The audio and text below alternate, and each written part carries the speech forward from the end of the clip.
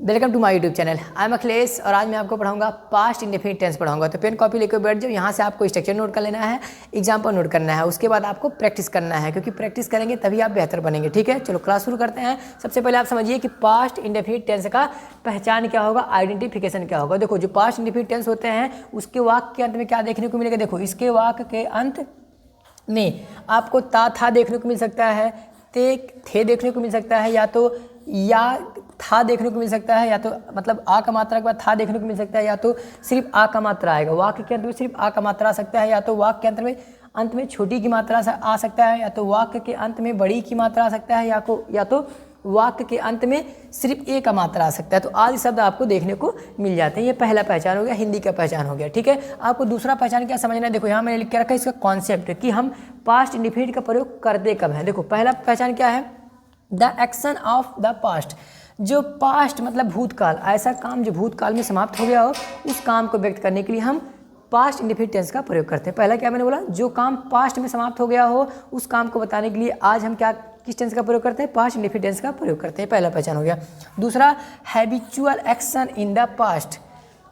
Habitual action in the past मतलब जो past की आपकी आदतें थी, जो पास्ट में आप किया करते थे। आप कहते मैं वहाँ जाता था, मैं उससे मिलता था, मैं उससे बात करता था, मैं यहाँ पढ़ता था, मैं यहाँ झगड़ा करता था, वे मुझे पीटता था, मैं गाली सुनता था। तो सब क्या आदतें बता रहा है। तो पहला पहचान मैंने क्या बताया कि वह काम जो पास्ट में समाप्त हो गया हो उसको भी दिखाने के लिए पास्ट इंडेफिनिट टेंस का प्रयोग करना है, या फिर जो पास्ट की आपकी जितनी सारी आदतें हैं, जितनी सारी आपकी हैबिट्स थी पास्ट वाली, आज जब भी उनकी बात करना होगा तो आप कौन सी टेंस का प्रयोग करेंगे, पास्ट इंडेफिनिट टेंस का प्रयोग करेंगे। ठीक है, आई होप कि आपको आइडेंटिफिकेशन समझ में आ गया होगा। तो हेडिंग डाल के आपको हिंदी में लिख लेना है कि इसके वाक्य के अंत में ता था ते थे, इन्हीं में से कोई शब्द आएगा। दूसरा पहचान आपको लिख लेना है कि the action of the past मतलब वह काम जो पास्ट में समाप्त हो जाता है। और दूसरा पहचान लिखना है कि habitual action in the past, past की जितनी सारी आदतें थी उसको बताने के लिए आपको कौन से टेंस का प्रयोग करना है, पास्ट इंडेफिनिट टेंस का प्रयोग करना है। मैं आपको बता दूं कि पास्ट इंडेफिनिट टेंस का राइटिंग में और स्पीकिंग में बहुत ज़्यादा यूज होता है, क्योंकि जितनी सारी आप पास्ट की अपनी आदतें स्टोरी आप बताएंगे, जब छोटे छोटे से बड़े बड़े होते होते जब आप बूढ़े हो जाएंगे और बच्चों को आप अपनी कहानियाँ सुनाएंगे कि मैं ये करता था, यहाँ जाता था, मैं वहाँ जाता था, मैं ऐसा करता था, तो सारी बातें जो आप बताएंगे अपने बच्चों को, नाती पोता को, तो उसको सुनाने के लिए अगर आप इंग्लिश में सुनाना चाहेंगे तो पास्ट इंडेफिनिट टेंस का आपको प्रयोग करना होगा। ठीक है, अब देखो मैं आपको पहले अफर्मेटिव का स्ट्रक्चर दिखाता हूँ। देखो, अफर्मेटिव सेंटेंस कैसे लिखा जाएगा। सबसे पहले आपको सब्जेक्ट लिखना है, सब्जेक्ट के बाद मेन वर्ब का सेकंड फॉर्म लिख देना है, उसके बाद ऑब्जेक्ट लिख देना है, ऑब्जेक्ट के बाद अदर वर्ड लिख देना है। सब्जेक्ट मतलब जो काम करेगा उसको सब्जेक्ट बोलते हैं, और उसका जो क्रिया होगा वह मेन वर्ब होगा, और जिस वस्तु के ऊपर काम हुआ होगा वह ऑब्जेक्ट होगा। अदर वर्ड, ऑब्जेक्ट को छोड़ के अदर वर्ड में आपका एडवर्ब आ सकते हैं, प्रीपोजिशनल फ्रेज आ सकता है, कुछ भी आ सकते हैं। निगेटिव का स्ट्रक्चर क्या होगा, निगेटिव का स्ट्रक्चर ध्यान से देखो यार। सबसे पहले सब्जेक्ट लिखना है, सब्जेक्ट के बाद डिड, कोई भी सब्जेक्ट हो सबके साथ डिड आएगा। डिड के बाद आप नॉट लगाना है, नॉट के बाद आप देखो जहाँ पे डिड लग जाएगा वहाँ पे मेन वर्ब का फर्स्ट फॉर्म का प्रयोग होगा। तो मेन वर्ब का अब फर्स्ट फॉर्म का प्रयोग होगा, फिर ऑब्जेक्ट लिखा जाएगा, फिर अदर वर्ड रहेगा, फुल स्टॉप रहेगा। देखो, जहाँ नेबर का प्रयोग हो, जिस स्ट्रक्चर में नेबर मतलब कभी नहीं, नॉट मतलब नहीं, नेबर मतलब कहीं नहीं, जहाँ नेबर का प्रयोग होगा वहाँ देखो सब्जेक्ट लिखना है, फिर नेबर लिखना है, नेबर के बाद मेन वर्ब का सेकंड फॉर्म आएगा। जहाँ नॉट आएगा वहाँ पे मेन वर्ब का फर्स्ट फॉर्म, लेकिन जहाँ नेबर आएगा वहाँ मेन वर्ब का सेकंड फॉर्म का प्रयोग करना है। फिर आपको ऑब्जेक्ट लिख देना है, अदर वर्ड रहेगा तो अदर वर्ड लिख देना है। इंटेरोगेटिव के स्ट्रक्चर देखो क्या होगा। इंटेरोगेटिव स्ट्रक्चर में एक जो यस या नो टाइप का होगा, उसमें हम डिड पहले लिखेंगे, मतलब जिसमें क्या शब्द से सवाल पूछा गया होगा उसमें डिड पहले आएगा, फिर सब्जेक्ट आएगा, फिर मेन वर्ब का फर्स्ट फॉर्म आएगा, फिर ऑब्जेक्ट लिखना है, फिर अदर वर्ड लिखना है, फिर क्वेश्चन मार्क आपको लगा देना है। एक ऐसा जो इंटेरोगेटिव भी हो और निगेटिव भी हो, ठीक है। अगर उसमें WH का प्रयोग रहेगा तो WH लिखना है, नहीं रहेगा तो डिड लगा देना है। फिर सब्जेक्ट लिखना है, सब्जेक्ट के बाद नॉट लिखना है, नॉट के बाद मेन वर्ब का फर्स्ट फॉर्म लिखना है, फिर ऑब्जेक्ट लिखना है, अदर वर्ड लिखना है, लास्ट में क्वेश्चन मार्क लगाना है। ठीक है, अब मैं थोड़ा सा साइड हो जा रहा हूँ, आपको वीडियो पोज करके स्ट्रक्चर नोट कर लेना है, फिर मैं सबका 5-5 एग्जाम्पल मैं आपको दिखाऊंगा। आई होप कि अब इतने टाइम में आप स्ट्रक्चर नोट कर चुके होंगे। अब मैं पहले अफर्मेटिव का 5 एग्जाम्पल दिखाऊंगा, फिर निगेटिव का, इसी प्रकार मैं सबका 5-5 एग्जाम्पल दिखाता हूँ, ताकि आपको स्ट्रक्चर दिमाग में आपके छप जाए। जब स्ट्रक्चर एक बार दिमाग में छप जाएगा तो प्रैक्टिस करने के लिए आसान हो जाएगा, क्योंकि स्ट्रक्चर याद कर लेना, अगर ट्रांसलेशन आप कर पाते हैं तो यही बहुत बड़ी बात नहीं है। आपको क्या आना चाहिए, उसका प्रयोग करना आना चाहिए, अपनी स्पीकिंग में उसका यूज आना चाहिए। ठीक है, तो अफर्मेटिव से मैं शुरू करता हूँ। अफर्मेटिव का पहले मैं 5 एग्जाम्पल आपको दिखाता हूँ। अफर्मेटिव का मतलब एक पॉजिटिव वे में जब अपनी बात को कहा जाए उसे कहते हैं अफर्मेटिव सेंटेंस। ठीक है, मैं कह रहा हूँ मैं कल उससे मिला था, मैं कल उससे मिला था। तो मैं कल उससे मिला था, कौन मिला था, मिलने का काम कौन किया था, मैं मतलब आई। मिलने का फर्स्ट फॉर्म होता है मीट, लेकिन सेकंड फॉर्म होता है met. So I met him, I met him. देखो यहाँ बिथ भी लगा सकते हैं, बिथ नहीं भी लगाएंगे तो भी सही। आई मेट हिम, कब मिले थे? स्टरडे मतलब कल। सो स्टरडे, आई मेट हिम स्टरडे, मैं कल उससे मिला था। आई मेट हिम स्टरडे, मैं कल उससे मिला था। देखो सबसे पहले मैंने सब्जेक्ट लिखा, मेन वर्ब का सेकंड फॉर्म लिखा, ऑब्जेक्ट लिखा, ए अदर वर्ड लिख दिया, लास्ट में मैंने फुल स्टॉप का प्रयोग कर दिया। तो अफर्मेटिव का एग्जाम्पल। दूसरा मैं कह रहा हूँ वह मुझे फ़ोन किया था, वह मुझे फ़ोन किया था। देखो वाक्य के अंत में या था, किया था, देखो या था। तो पहचान समझ पा रहे हैं आप, जो काम पास्ट में हो जा रहा है बेटा उसी काम को दिखाने के लिए हम इस टेंस का प्रयोग कर रहे हैं। ठीक है, वह मुझे फ़ोन किया था, तो वह मतलब ही, फ़ोन करना मतलब कॉल, लेकिन सेकंड फॉर्म चाहिए। सो ही कॉल्ड, मुझे मतलब मी, ही कॉल्ड मी, उसने मुझे फ़ोन किया था, ही कॉल्ड मी। तीसरा एग्जाम्पल मैं कर रहा हूँ, तुम मुझे बताए थे, तुम मुझे बताए थे, तुम मुझे बताए थे। बताने का काम कौन किया था? तुम का इंग्लिश यू। बताने की इंग्लिश क्या होता है? टोल्ड। फर्स्ट फॉर्म टेल होता है, सेकंड और थर्ड फॉर्म टोल्ड होता है। सो यू टोल्ड मी, तुमने मुझे बताया था, सो यू टोल्ड मी। ठीक है, चलो अब दो सेंटेंस में आदतें वाली बनाता हूँ जिसमें हमारी आदतें होती हैं। ठीक है, मैं कह रहा हूँ मैं वहाँ जाता था, मैं वहाँ जाता था। चलो कुछ और ऐड करता हूँ, मैं करूँ मैं 10 साल पहले वहाँ जाता था, मैं 10 साल पहले वहाँ जाता था। सो आई, जाना का फर्स्ट फॉर्म गो, लेकिन सेकंड फॉर्म वेंट होता है। सो आई वेंट देयर, मैं वहाँ जाता था 10 साल पहले। सो बिफोर 10 ईयर्स, लो हो गया।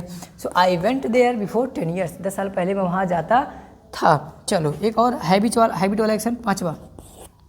मैं कह रहा हूँ वह मुझे हमेशा डांटती थी, वह मुझे हमेशा डांटती थी। फीमेल है तो वह मतलब सी। हमेशा का इंग्लिश क्या होता है? ऑलवेज। सो सी ऑलवेज। डांटना का इंग्लिश होता है स्कोल्ड, स्कोल्ड, लेकिन सेकंड फॉर्म चाहिए तो स्कोल्डेड हो जाएगा। सो सी ऑलवेज स्कोल्डेड मी, वह हमेशा मुझे डांटती थी।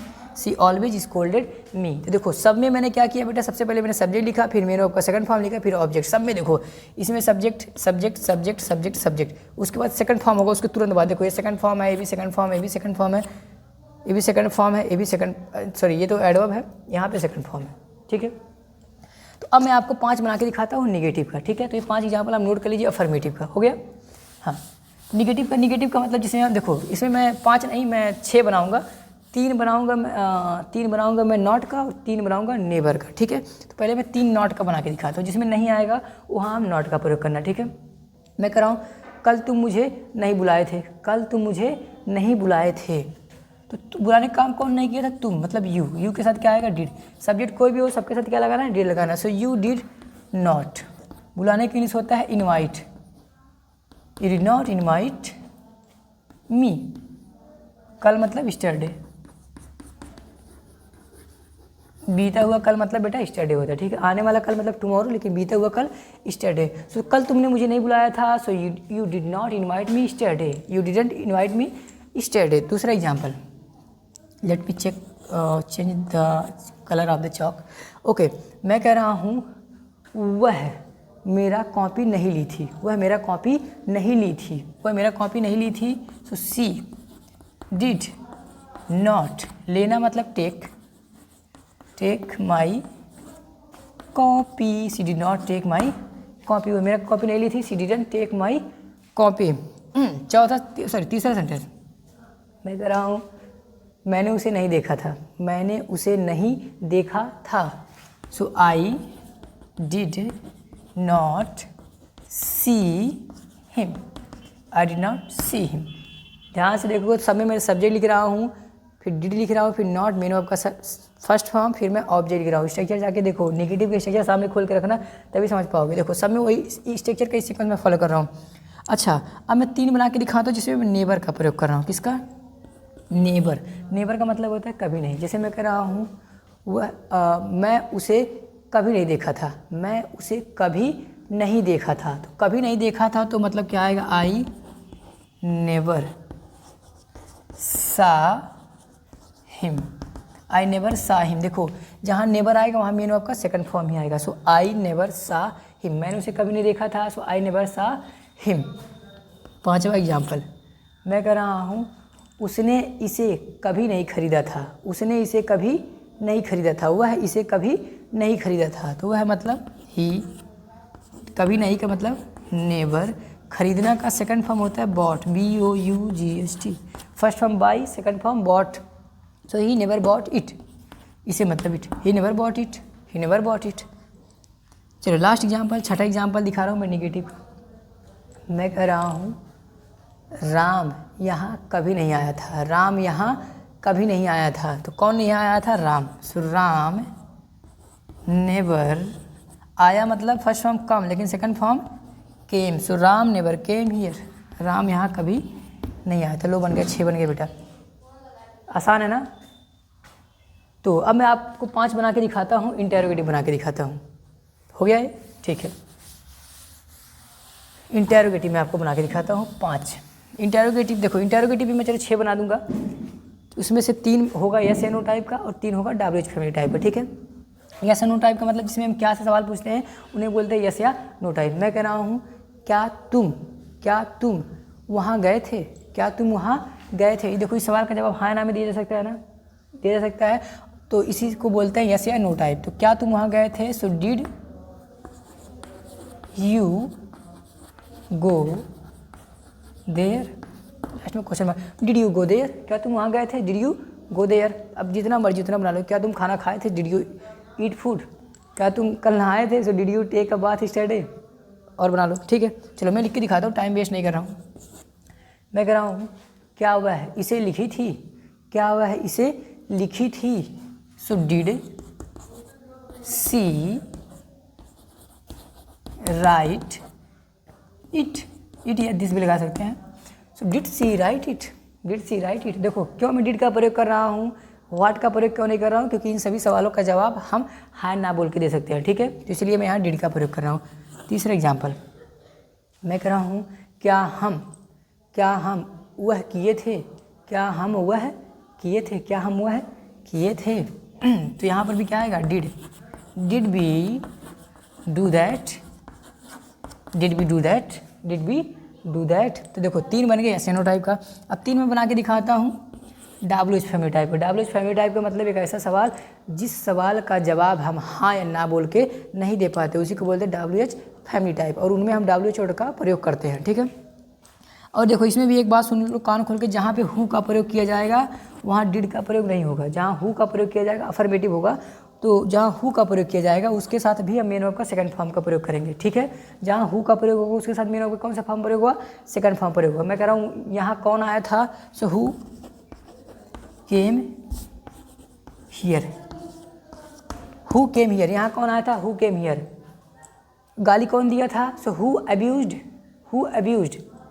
इसे कौन मिटाया था? इसे कौन मिटाया था? So who cleaned this, cleaned this लगा सकते हैं। या मिटाने के लिए एक स्पेशल वर्ड होता है erase. Who erased this, who erased this. मैं कह रहा हूँ कुर्सी कौन तोड़ा था? कुर्सी कौन तोड़ा था? So who broke the chair, who broke the chair. तो देखो जहाँ पे हु आएगा सबके साथ मेन वर्ब का सेकंड फॉर्म आएगा। बात समझ गए ना? ठीक है। चलिए 5वां मैं किसी भी का, मैं कह रहा हूँ तुम इसे क्यों खरीदे थे? तुम इसे क्यों खरीदे थे? तुम इसे क्यों खरीदे थे? क्यों मतलब why. Did you by, why did you by this, why did you by this, why did you by this, why did you by this. तुमने इसे क्यों खरीदा था? So why did you by this. चलो एक बहन का बनाते हैं। चलो 6वां नंबर है, मैं भूल जा रहा हूँ क्या। मैं कह रहा हूँ कल तुम कहाँ गए थे? कल तुम कहाँ गए थे? So where did you go yesterday, where did you go yesterday, where did you go yesterday. अब बेटा जितना आपको मर्जी हो उतना सेंटेंस आप बनाइए। मैंने आपको कॉन्सेप्ट दे दिया है, अब घर पे बैठ के मस्त से प्रैक्टिस करिए। ठीक है। अब मैं आपको 5 बना के दिखाऊंगा जो निगेटिव भी होगा, इंटेरोगेटिव भी होगा। ओके, मिटाओ मैं इसको। Very nice. Interrogative and negative का मतलब क्या होता है? एक ऐसा वाक्य जिस वाक्य के अंदर हम क्या करते हैं, सवाल भी पूछते हैं और नकारात्मक शब्दों का भी प्रयोग करते हैं। ठीक है। पहला सेंटेंस, इसे मैं आपको 6 बना के दिखाऊंगा या 7 बना के दिखाऊंगा।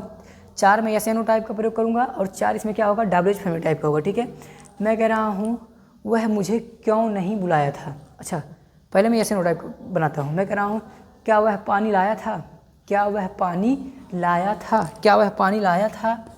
सो डिड ही, सॉरी, क्या वह पानी नहीं लाया था, आई एम सॉरी, क्योंकि हमें इंटेरोगेटिव एंड निगेटिव बनाना है। तो क्या वह पानी नहीं लाया था, क्या वह पानी नहीं लाया था। सो डिड ही नॉट, लाना मतलब bring, did he not bring the water, did he not bring the water, क्या वह पानी नहीं लाया था, did he not bring the water. अगला मैं कह रहा हूँ, मैं कह रहा हूँ क्या तुम उससे नहीं पूछे थे, क्या तुम उससे नहीं पूछे थे, क्या तुम उससे नहीं पूछे थे।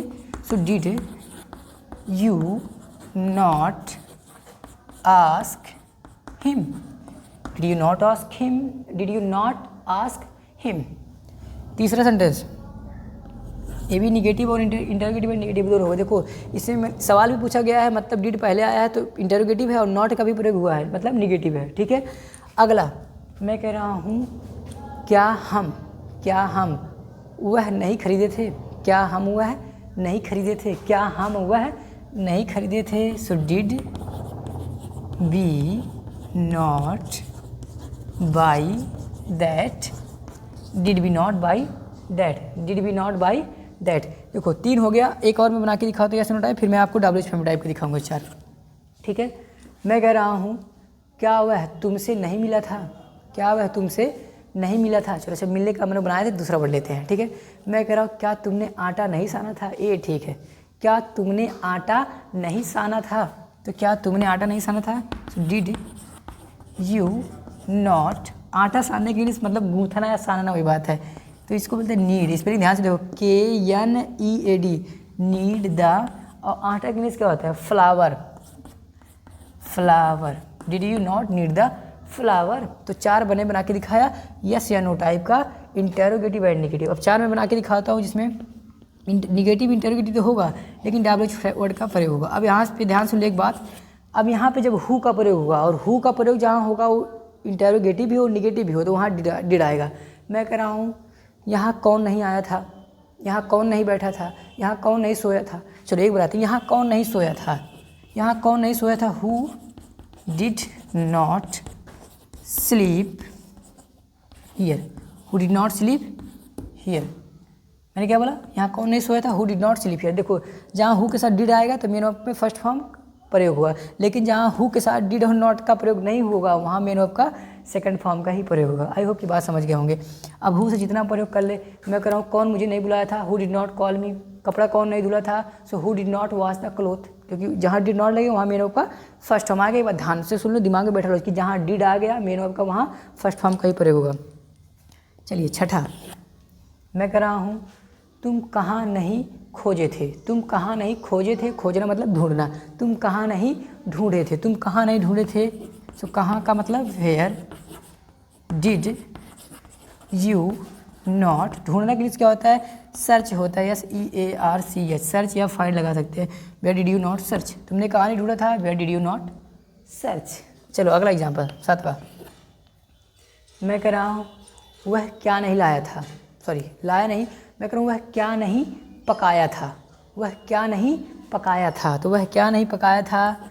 So what did he not cook, what did he not cook, what did he not cook. चलो लास्ट एग्जाम्पल है, एग्जाम्पल नंबर 8। 4 मैंने यस या नो टाइप का दिखाया और 4 में WH फैमिली टाइप का भी दिखा रहा हूँ। ठीक है, समझने के लिए कॉन्सेप्ट इतना एग्जाम्पल काफ़ी है, लेकिन प्रैक्टिस करने के लिए इतना एग्जाम्पल काफ़ी नहीं है। ठीक है, लास्ट एग्जाम्पल मैं कह रहा हूँ मैं कह रहा हूँ हम वहाँ क्यों नहीं गए थे, हम वहाँ क्यों नहीं गए थे, हम वहाँ क्यों नहीं गए थे। सो क्यों मतलब why did we not go there. लो ये बन गया बेटा, है ना आसान। पास्ट इंडिफिनिट टेंस जितना आसान है उतना ही ज़्यादा इंपॉर्टेंट है। इसका स्पीकिंग में बहुत ज़्यादा प्रयोग है। I can not explain you कि कितना ज़्यादा इसका इंपॉर्टेंट है हमारे लाइफ में स्पीकिंग में। ठीक है, चलो तो आज के लिए इतना ही हम लोग सीखेंगे। अब हम लोग मिलेंगे नेक्स्ट वीडियो में और नेक्स्ट टॉपिक के साथ। तब तक के लिए अपना ख्याल रखिएगा, घर पे पढ़ते रहिएगा। Thanks for watching this video.